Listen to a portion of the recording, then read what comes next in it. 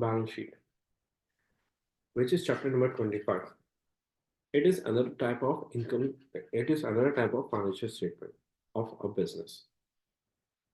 तो इसमें है क्या बेसिकली, हमें क्या क्या पढ़ना होगा, बैलेंस शीट है क्या, importance of balance sheet format क्या एग्जिस्ट कर रहा है, और साथ में बैलेंस शीट से रिलेटेड कौन कौन से फैक्टर्स इंक्लूड होते हैं जो बैलेंस शीट को कैलकुलेट या डेवलप करने में सपोर्ट प्रोवाइड करते हैं।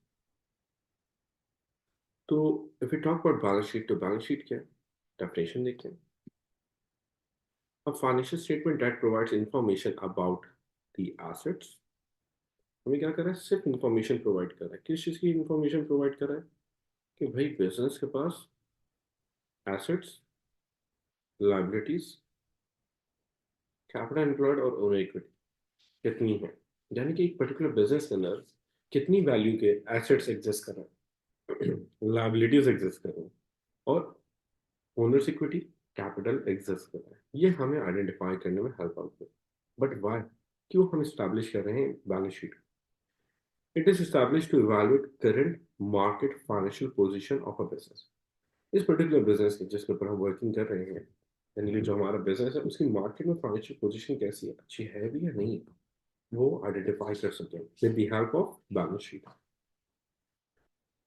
अगर हम बात करें बिजनेस ओलिवर्स के अंदर, बैलेंस शीट को कैलकुलेट करने से रिलेटेड, स्टैब्लिश करने से रिलेटेड कोई सवाल नहीं पूछता एग्जामिनर आपसे। फिर भी एक बैलेंस शीट को फॉर्मेट की हम अंडरस्टैंडिंग डेवलप करते हैं, एक ऐसी रैंडमली एग्जाम्पल जनरेट करें। आपके पास एसेट्स आ रहे हैं, इसमें current and non current assets exist कर रहे हैं, ये हैं क्या, अभी हम समझेंगे। इसी तरह लाइबिलिटीज आ गई, लाइबिलिटीज में current and non current liabilities या लॉन्ग टर्म लाइबिलिटीज आ गई, ये हैं क्या, ये भी हम समझेंगे। And equity of a business, ये क्या इंफॉर्मेशन होती है, या भी हम अंडरस्टैंड करें। तो हम देखते हैं पहले importance of balance sheet. Benefits या इंपॉर्टेंस ऑफ बैलेंस शीट क्या है? It helps in effective decision making. एक अच्छे डिसीजन को ऑप्ट करने में बैलेंस शीट एक मेजर सपोर्ट प्रोवाइड करती है, मेजर रोल प्ले करती है। Like without the availability of balance sheet, manager यानी कि फिर से वही मिस्टर अमजद आ जाते हैं। मिस्टर अमजद डिसीजन नहीं ले सकते कि should we expand our business or not, or from where we should generate finances to fulfill financial need of business। कहाँ से, कौन से ऑप्शन के थ्रू फाइनेंस जनरेट करें, कोई इंफॉर्मेशन है ही नहीं मिस्टर अमजद के पास।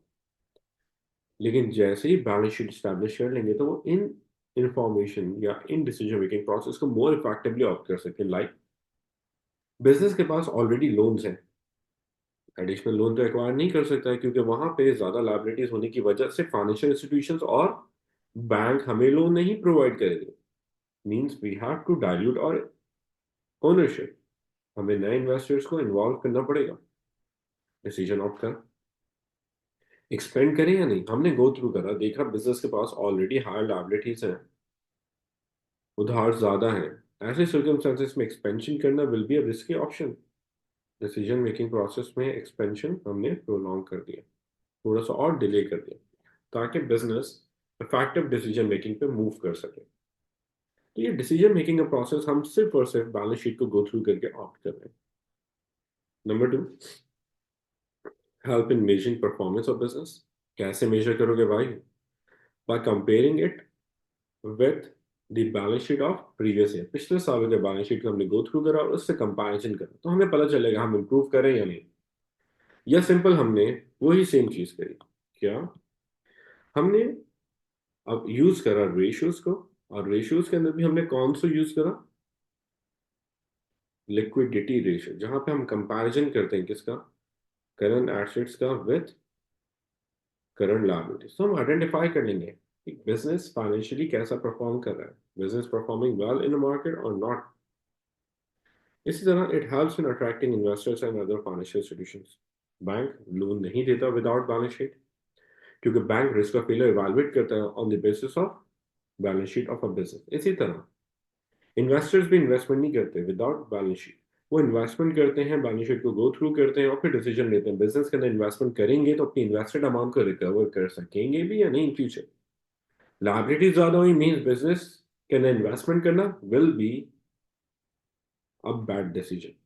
ओनर इन्वेस्ट करना प्रेफर नहीं करेगा, इन्वेस्टर इन्वेस्टमेंट करना प्रेफर नहीं करेगा, इवन एग्जिस्टिंग ओनर्स भी अपनी इन्वेस्टमेंट को एक्सट्रैक्ट करना प्रेफर करेंगे क्योंकि वहां पे ऐसे सर्कमस्टांसेस में बिजनेस फ्यूचर में फेलियर के टुवर्ड्स मूव कर सकता है। तो ये हमने क्या करा कि इंपॉर्टेंस हमने जनरेट करी है benefits of balance sheet.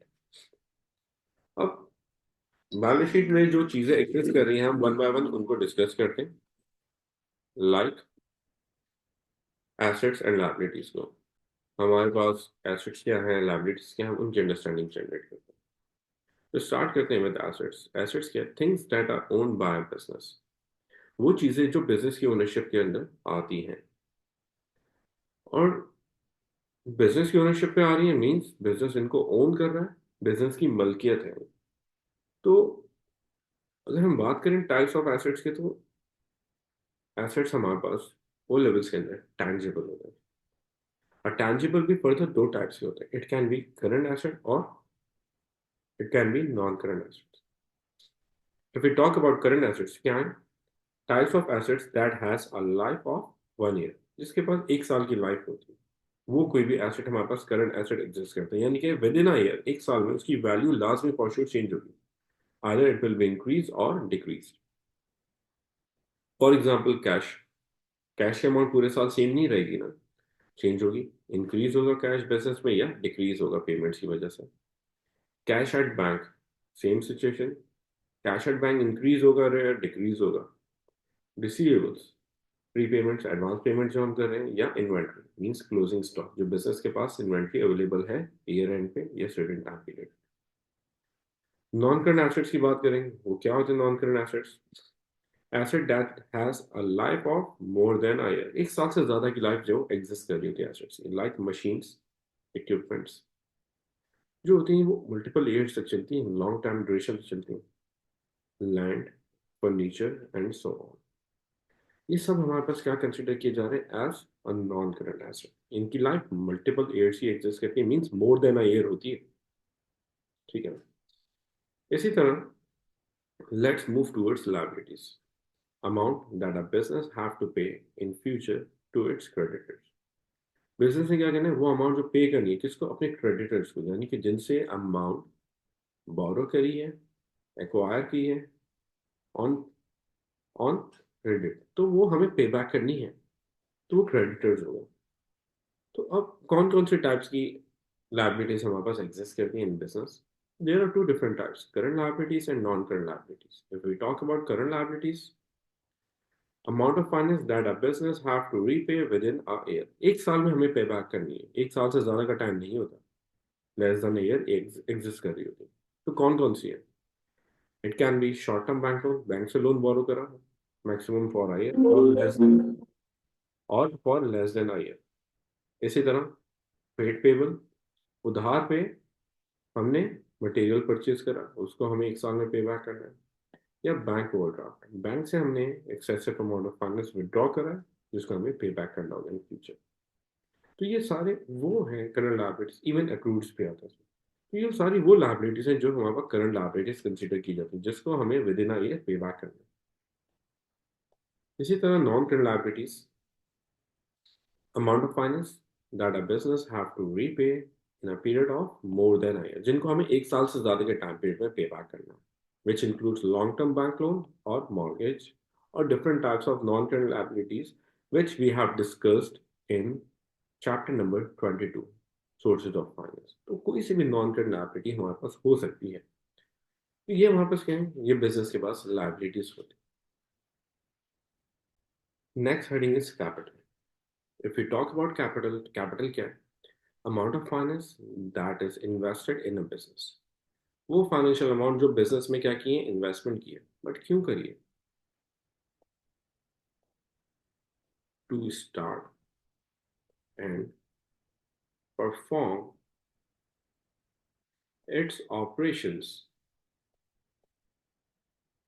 Business को ऑपरेशन से स्टार्ट करने के लिए, परफॉर्म करने के लिए। लाइक विदाउट इन्वेस्टमेंट हम प्रेमिसेस एक्वायर नहीं कर सकते।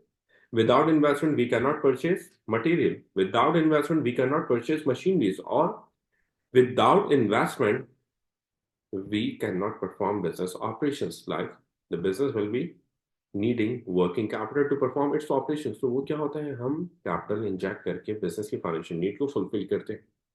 तो वो फाइनेंशियल अमाउंट जो बिजनेस के ऑपरेशन को स्टार्ट करने के लिए या परफॉर्म करने के लिए हमें रिक्वायर्ड होती है, या वो फाइनेंशियल अमाउंट जो बिजनेस के अंदर इन्वेस्ट की गई है, उसको हम बोलते हैं कैपिटल।